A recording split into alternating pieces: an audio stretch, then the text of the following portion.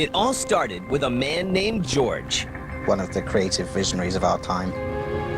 Someone who really has this passion for storytelling and has been able to tell stories in completely new ways. Who created one of the great game companies of all time. Those games were fun. Those games had attitude. Don't mess around with me. Those games were something different in the crowd back then. But the road isn't always paved with success. We'd lost a bit of the focus that had made us the kind of company that people really rally around and were excited about.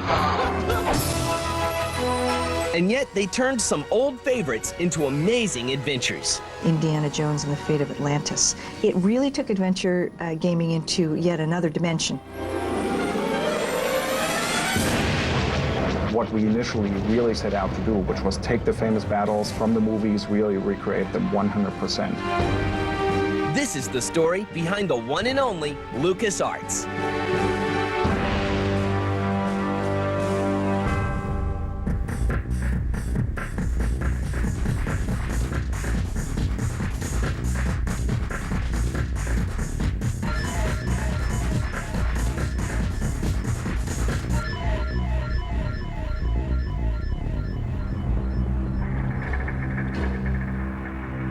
In 1977, George Lucas unleashes Star Wars upon the masses. The film is a blockbuster and changes the face of entertainment. 5 years later, George looks to expand into something beyond movie making. He wanted something that would allow for an interactivity to be brought to either Star Wars properties or original game properties. He had a clear vision about wanting to bring an interactive element into entertainment. That something turns out to be the business of making games. The company was founded when George wanted to get into games, and we had a venture with ATARI at the time to produce some games on the ATARI VCS console. The Lucasfilm Games group is created in 1982, next door to special effects powerhouse Industrial Light and Magic. We started out developing games in the early days for the Commodore 64, the Amiga, the Atari ST, and then eventually the IBM PC. We diversified from there to the early console games, the 8-bit games, 16 and 32. When Lucas Games was first founded, actually 2 games were produced, the first being Ballblazer.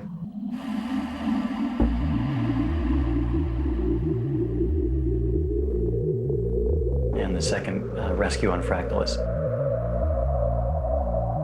There's some contention as to which came first, but we'll just leave it at that those were sort of the first 2 games. By 1987, LucasArts establishes itself as a premier adventure game developer, thanks to hits such as Maniac Mansion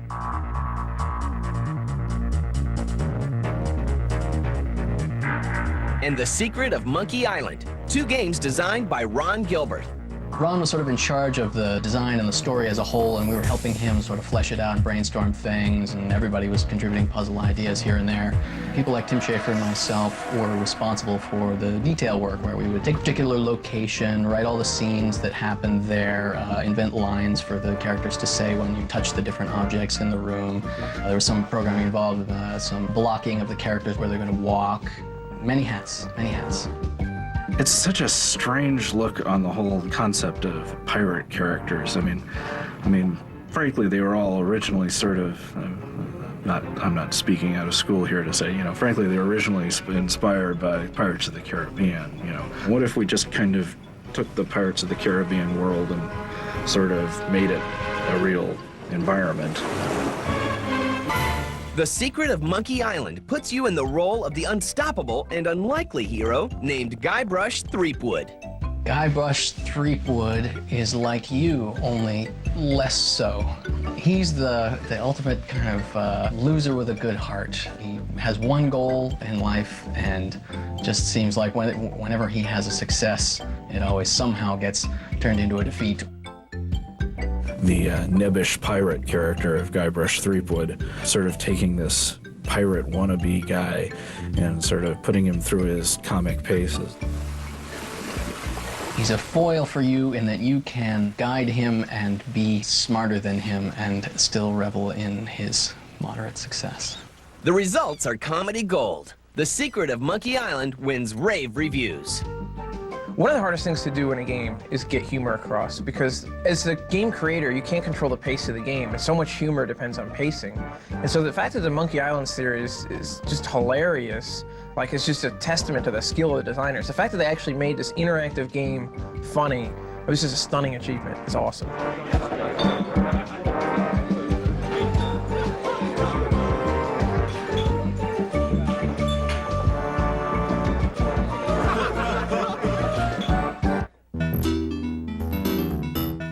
One year later, Monkey Island 2, LeChuck's Revenge, is released.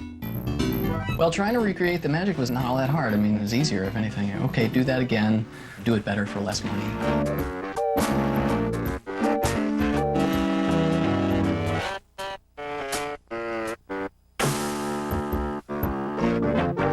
It was nice, and it was more comfortable working on the sequel, I think, in a way, because we had already done it once, and we knew that we could, and we knew that the humor felt good, the style that we had gone in was good, and people had responded to it.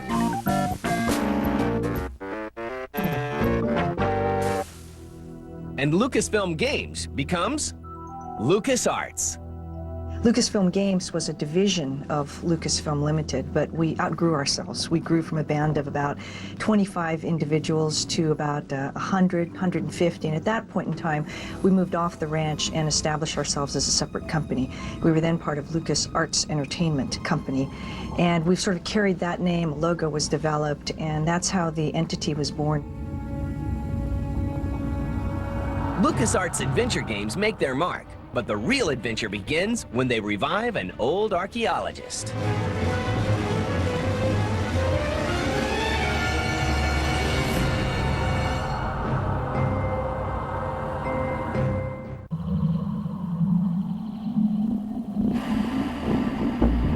By the late 1980s, LucasArts is off to a terrific start, thanks to original games such as Ballblazer and The Secret of Monkey Island.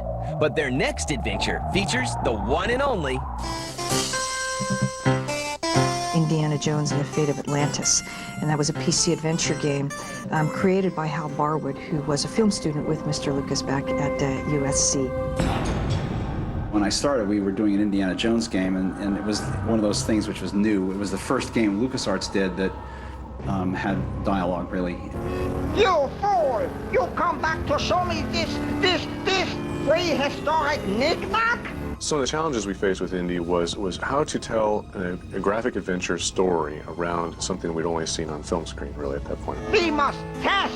So it was how to project Indiana Jones and his character across on a tiny little monitor and make the audience, the player, who was manipulating him, moving him around the world, actually feel like they were being Indiana Jones. It's also the first game we did that you could do 256 colors instead of 16. My God! And it was all wonderful, but Indy was about 50 pixels tall. We've done it! Fate of Atlantis is this great, huge game. It's got the whole 3 paths thing going on, where the story could go down 3 separate paths for long stretches at a time. Unheard of in an adventure game at the time. The 1992 release of Indiana Jones and the Fate of Atlantis is a huge success. But while people like Hal Barwood and Tim Schafer are making graphic adventure games, just down the hall, they're working on something totally different. Well, for many years, we really built our reputation as a developer of adventure games. And then we diversified beyond that to a line of flight simulators.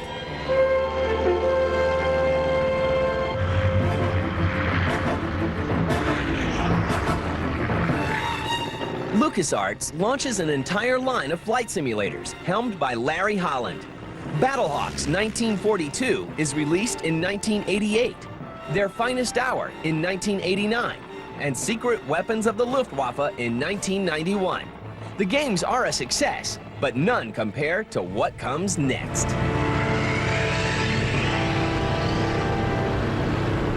People started looking at the flight simulator engine and thinking, we could really use this in the Star Wars environment. X-Wing, based on the Star Wars films, debuts in 1993 and becomes an instant classic. I can't shake you. I'm on it. The X-Wing came from Larry Holland. And X-Wing was one of those games which, on the PC back in the early 90s, really opened up intellectual property gaming to the wide market.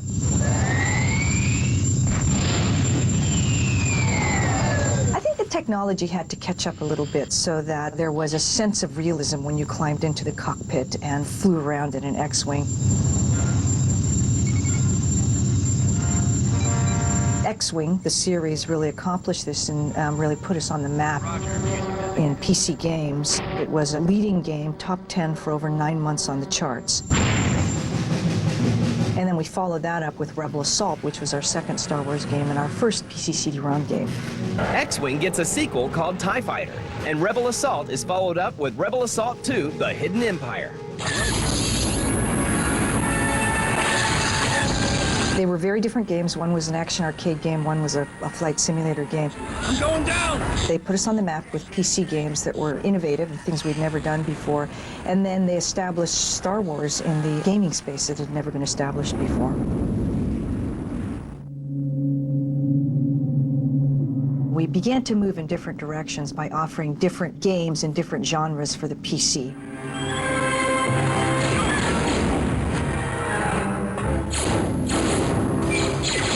So when we started with early adventure games, we continued to create a line of adventure games and a line of flight simulators.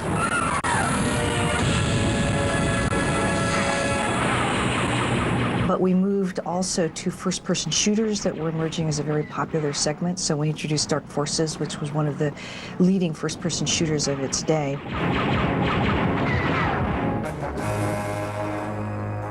Meanwhile, LucasArts continues to create great adventure games, such as Sam and Max Hit the Road and Day of the Tentacle, both released in 1993. Sam and Max gets the absurdity of the characters. They're not wacky like Ren and Stimpy per se. They have a sort of slightly more biting sensibility to them.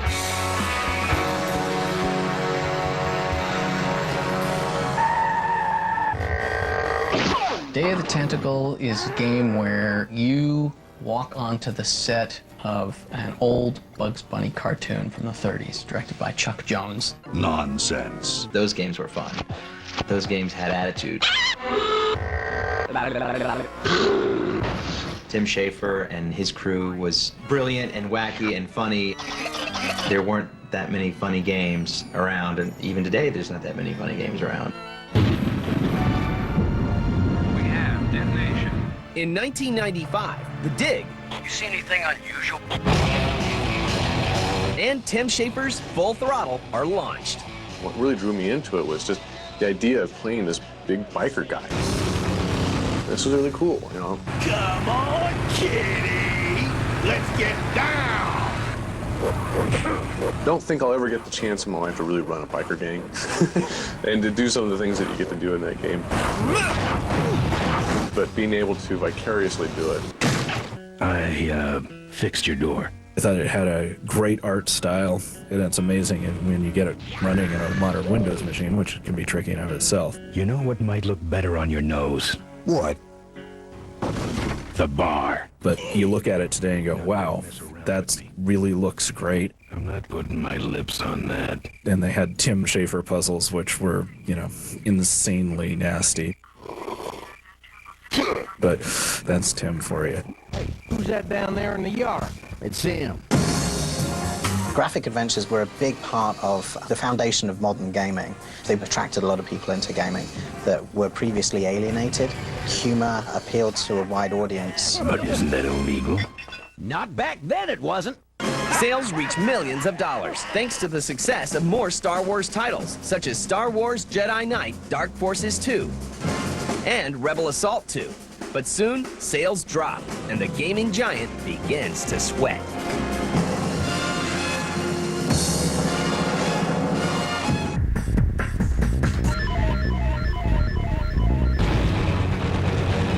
After the 1995 release of Full Throttle, LucasArts is riding high, but the next few years see a decline in sales.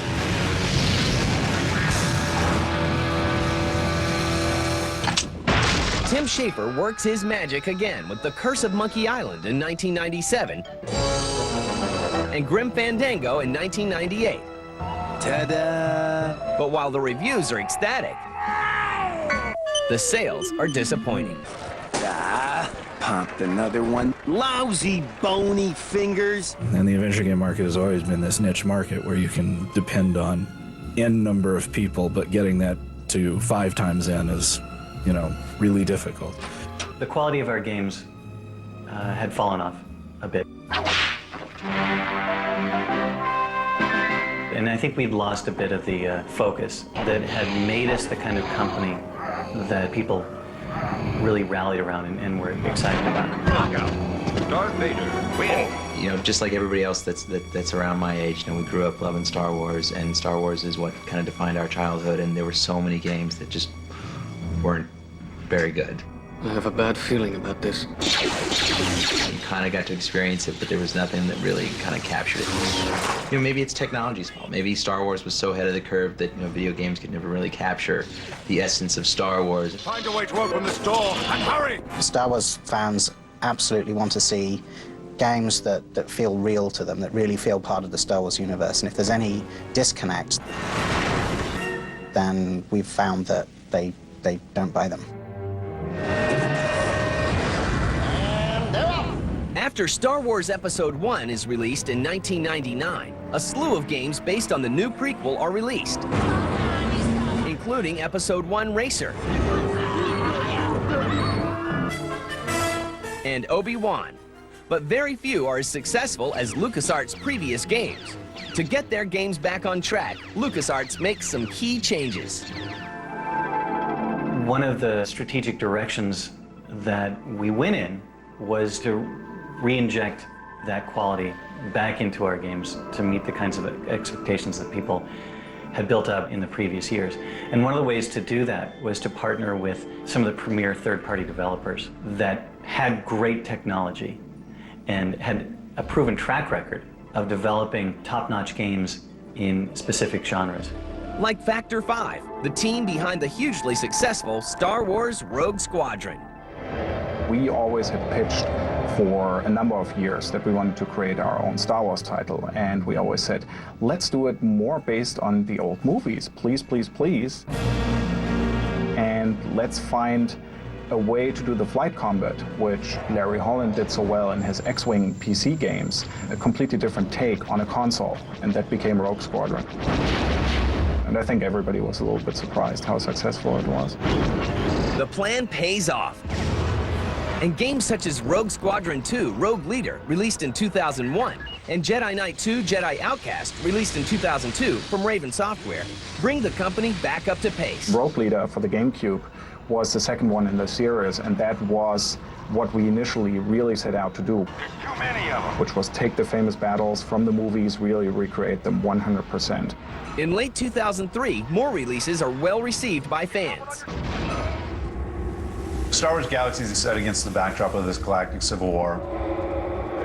We have hundreds of little subplots running through the game. Everything from the really silly and almost sublime all the way up to things that are very closely tied to the serious conflict of the galactic civil war.